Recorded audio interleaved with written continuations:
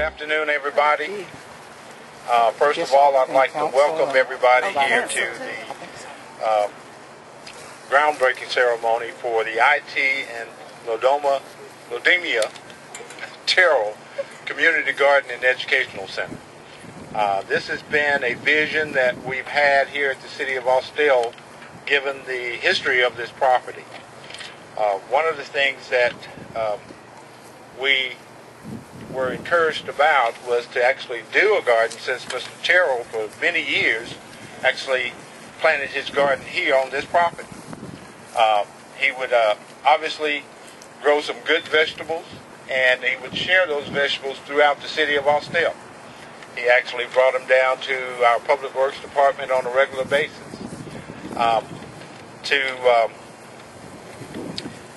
First off, I'd like to recognize several people that are here today.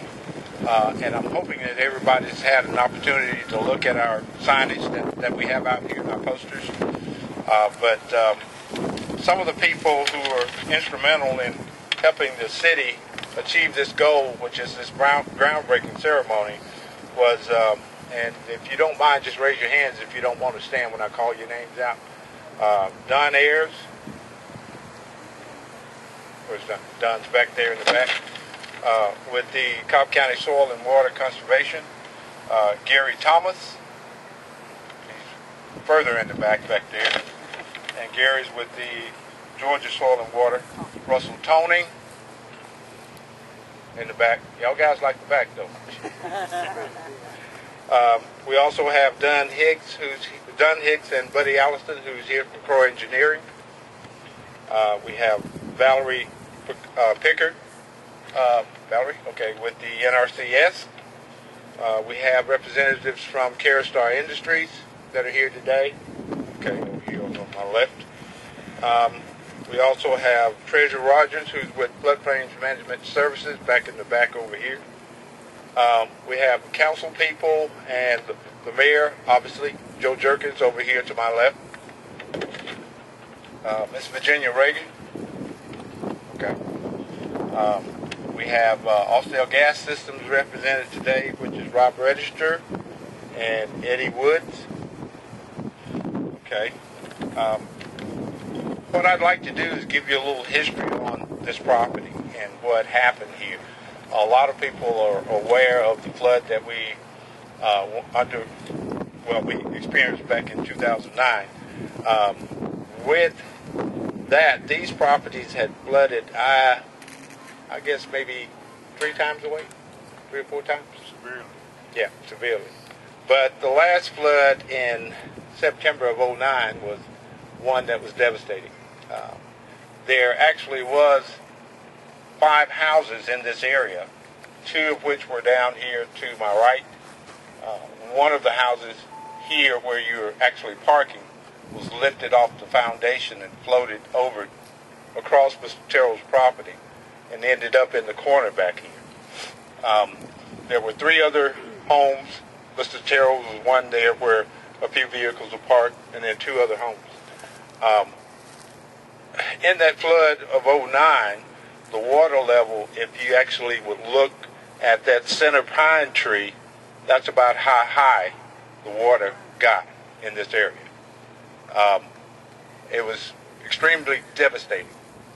So, as a result of that, all of the homes were demolished, torn down, and this is the finished product. And with that, we had, with the assistance of some of the family members, a lot of pictures from Mr. and Mrs. Terrell about how they planted this area, and some of the gardens that they provided, food for their families as well as the community. And we started on a pilgrimage of actually trying to get donations. We knew we wanted to do this, and we put it out there. We came up with a plan, and that plan was to lay out something that will give back to the community as Mr. Terrell had did for years. And we came up with a good plan, and so good so that other people saw the vision that we had and decided to contribute to that and make donations. So as of today, with a number of these sponsors that we have here that's listed on this board here, we have in excess of $18,000. Yeah. So we're looking to put a good product out here for individuals and people in this community as well as the city of Austell who would like to participate in this program to have an area to where they can plant vegetables and a garden or flowers, whichever the case may be. And a lot of these markings that you see on the grounds are basically pathways, and they go to specific areas where we'll have an outside classroom over here, which will be an educational center.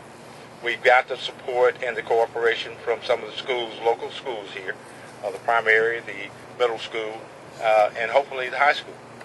And they're all excited about this as well as we are. And this outside classroom will be actually, classes will be taught by master gardeners, hopefully. And they'll be able to learn how to grow things, flowers or vegetables, whichever the case may be. A lot of these pathways and open areas will be areas where they'll have fruit trees, bushes that provide berries or plums or things like that. And if you look at some of these little posts that are up there, that's giving you a good indication of what the finished product will look like. But we do have a large area that we can deal with. So there's always room for expansion. Initially, we're going to start with 24 individual lots or plots here for people to rent. And the city's not in the business of making money, but we're more so in trying to give back to the community. And the proceeds from that would actually be to maintain the garden for needs and necessities here at the garden. We have all of this area as well as that, and then at the end of Windy Lane, we still have more property there that we can expand on this. And hopefully with this vision, this will only be the first of many community gardens that we can actually sponsor through the city of Austell and the mayor and the city council. We have other areas where we've acquired property in neighborhoods where homes were demolished, and we're talking with the homeowners associations and trying to convince them to implement this for them to manage themselves, but the property is available for them to do this. And hopefully we'll get some good responses from that. At this time, I'd like to maybe bring up, I think, Wade, were you going to? Okay, and Wade's going to give you a little history about their family and Mr. Terrell. Okay.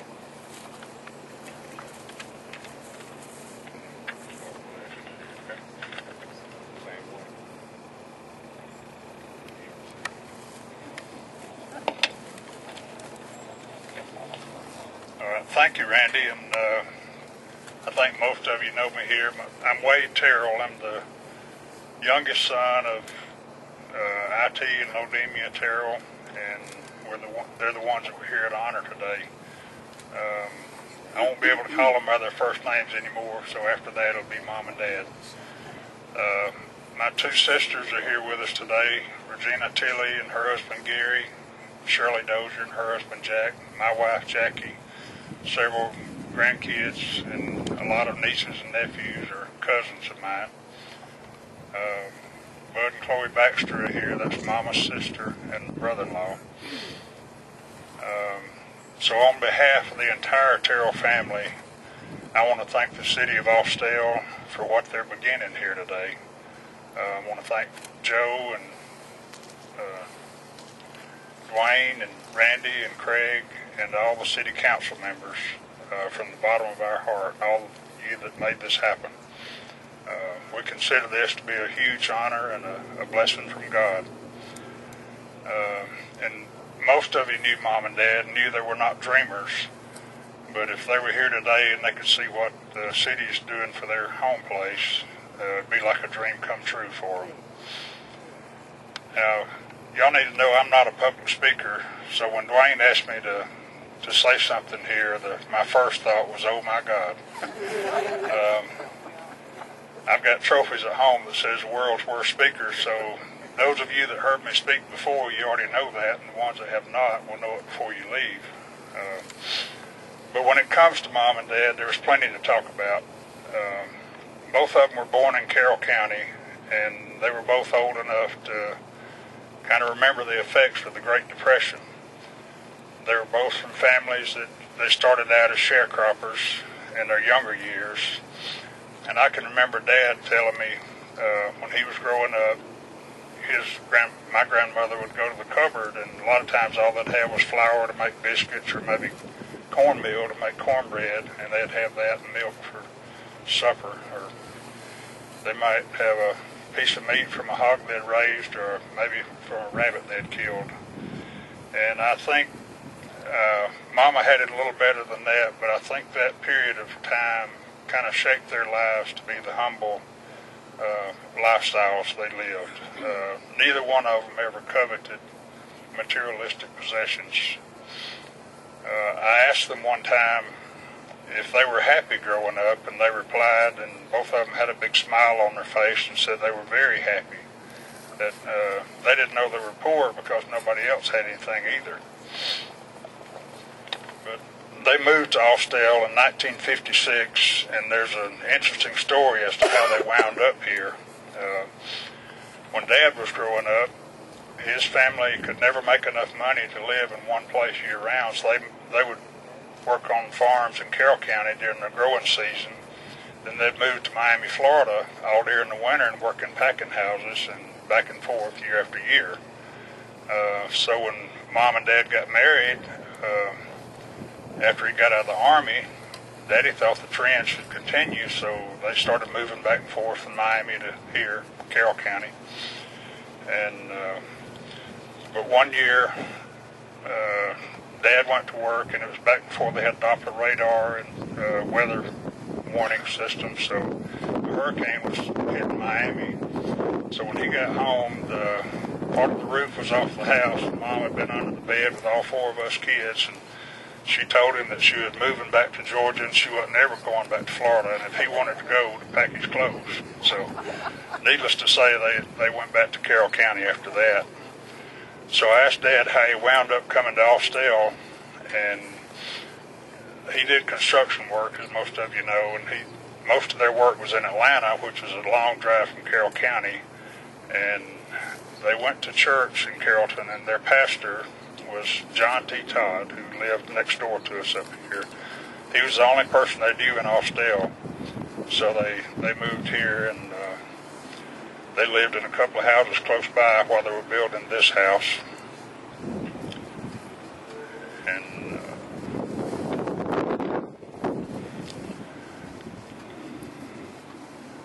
but they've had a garden every year that they've lived here, and most of you have been here to visit or pick things out of the garden, but there's many others throughout the town that Dad would take buckets of tomatoes or turnip greens or anything else he grew, and like Randy said, he'd take them to the city barn and the bank, the gas company, the city hall, the fire station, camp, and many others.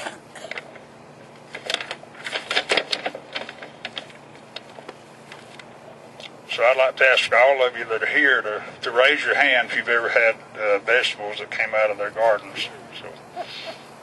So they shared them quite frequently. But as for us kids, they expected us to show up with an empty cooler when we came over because they wanted to send us home with canned green beans and corn and okra and some of Mama's famous pear preserves. And most of you probably remember the gardener that the roads would run this direction and stop about the pecan tree. Well, when we were kids, young kids, it wasn't like that. He started the garden here at the road at Owens Drive and ran all the way to the woods on that direction up past the fig tree. And I don't know what he did with all the stuff then. I guess he gave it away too, because I know the six of us couldn't eat that much. But anyway, when we were growing up, in the summertime, all four of us have to hoe the garden, and it'd take us 3 days to hoe the garden from the house to the woods. And at the end of 3 days, they would take us to Clarkdale swimming pool to swim. It cost $25, to swim back then, so I guess there were no child labor laws at the time to protect us. And also, we would have to come out here and pick beetles off of the green beans or bean vines, and we'd put them in a bag and go up to the carport and count them, and they would give us a penny for every 3 of them. So we'd all count our June bugs and say, okay, you owe me 12 cents. So,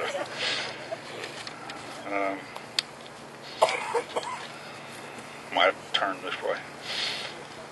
But I had a big garden at home this year for the first time, and I realized how much work they were doing that I knew nothing about.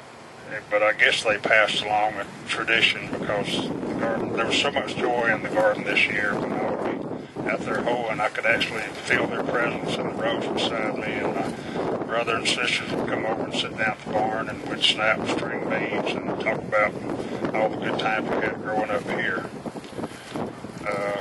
Mom and Daddy truly had a green thumb. The fig bush you see back here in the back, they actually planted it from a sprout from down at my grandfather's house in Carrollton. So, and this probably the biggest one I've ever seen. And as you know, the fig tree is symbolic in the Bible. And I want to say the Bible was not just a book that laid on the coffee table in their house. I can still see both of them reading and studying the Bible. When I'd come over to visit, more often than not, they would be sitting there reading or studying if they weren't afternoon nap time. But they lived a life of love and caring, compassion, and certainly sharing their fruits with others. Their house stood here for 53 years, and it's where we all called home. But on September 21st, 2009, a flood came that changed what was normal for them and all of us.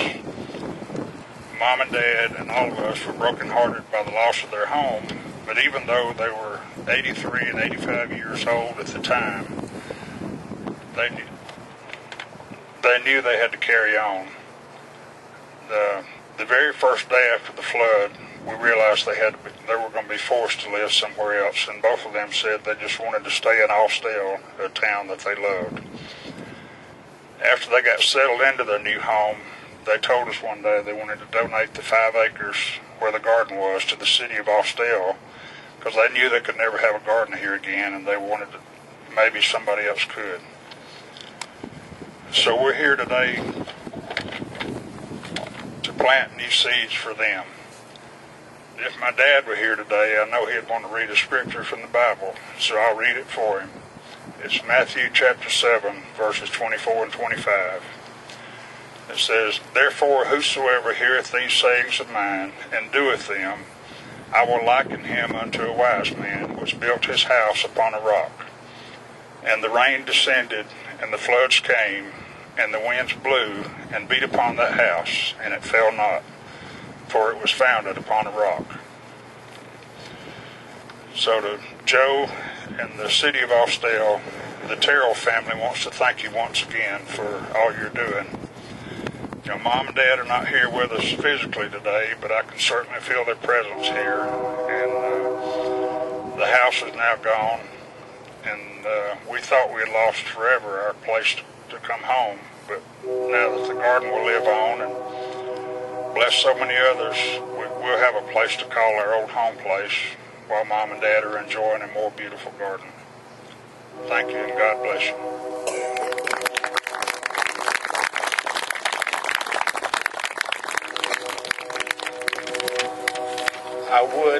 Coffee's ready. I would like to acknowledge one other person that came in, Woody Snell from the Soil and Water Conservation District back here in the back. Woody has been very supportive of us throughout this process, and I'm hoping that we can do it upright. You know, I think it's going to be a good project. Would anyone else from the Terrell family like to make comments? Okay. All right. Well, I guess we'll keep it short and sweet. If we could get the kids up here, and we'll do the groundbreaking ceremony.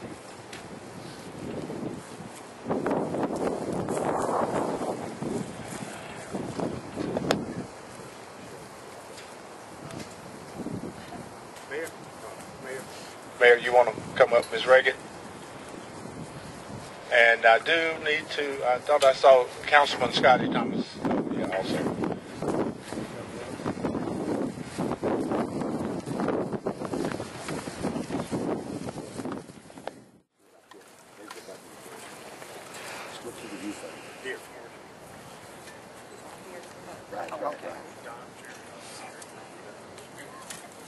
Focus by itself. Yeah.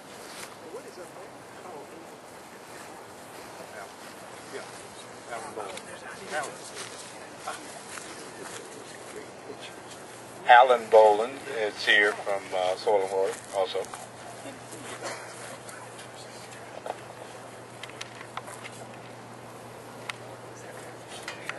Hey, move down a little bit. That one? No, you fine. We just take these off. Oh,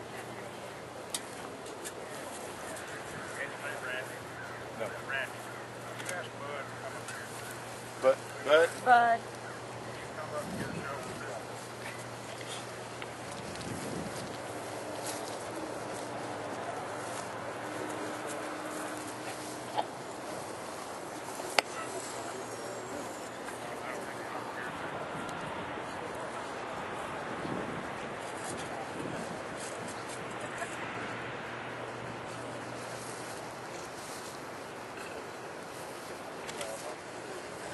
Okay, I guess we get your spades in the ground and we'll turn some dirt. I'll do it on the count of 3. 1, 2, 3. All right.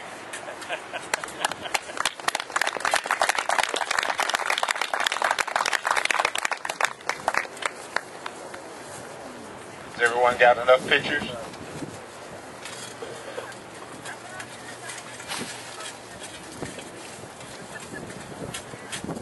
That's some good soil.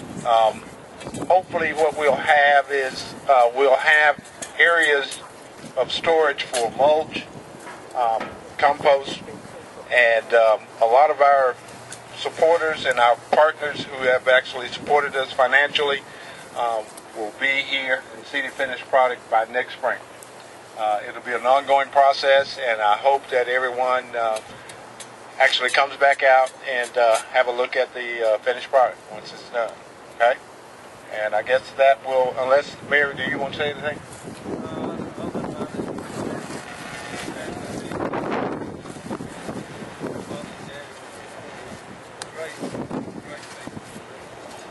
We just thought the world of Mr. and Ms. Terrell. They done so much for the city over the years.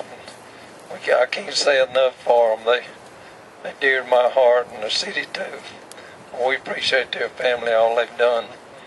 And it's a good thing, and we're going to look after this and make it be something nice. Thank you.